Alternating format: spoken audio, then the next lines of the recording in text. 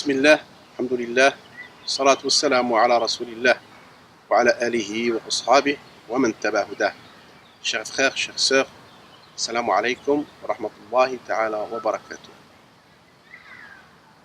Je continue toujours concernant les 10 dernières nuits, et particulièrement la nuit des destins. J'ai parlé un peu des préparatifs. Ce qui est intéressant de savoir, et on aborde rarement ce sujet, qui est le côté culturel. Le côté culturel lié au mois de Ramadan en général, et particulièrement les 10 dernières nuits. Et aussi le côté tradition. Vous voyez ce qu'on appelle l'usage. L'usage, ça fait partie de la religion. Autrefois, nos grands-parents, même nos parents, les anciennes familles,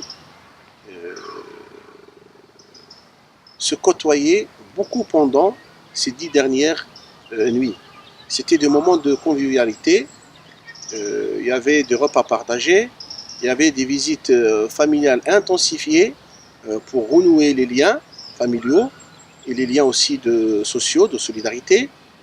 Et à chaque fois, il y avait une organisation d'un repas dans une maison et le monsieur ou la famille invite tout le monde, toute la famille, même les voisins.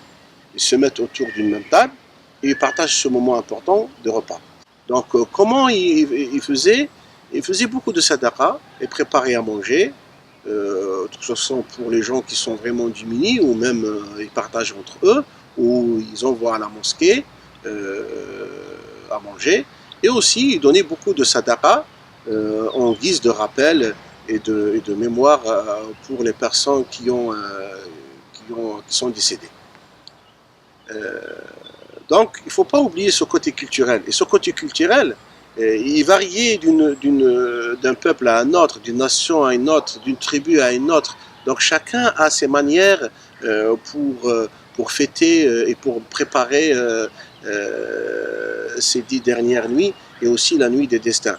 Et aussi, moi, je me rappelle, il y avait même un décor. Les gens, ils essayaient de changer le décor de la maison, refaire la peinture, rendre les choses propres pour accueillir le mois de Ramadan en général et aussi ces nuits bénies. Donc, c'est pour cela que je pense qu'on a perdu tout ça. Il faut un peu revenir à nos origines et c'est pas interdit.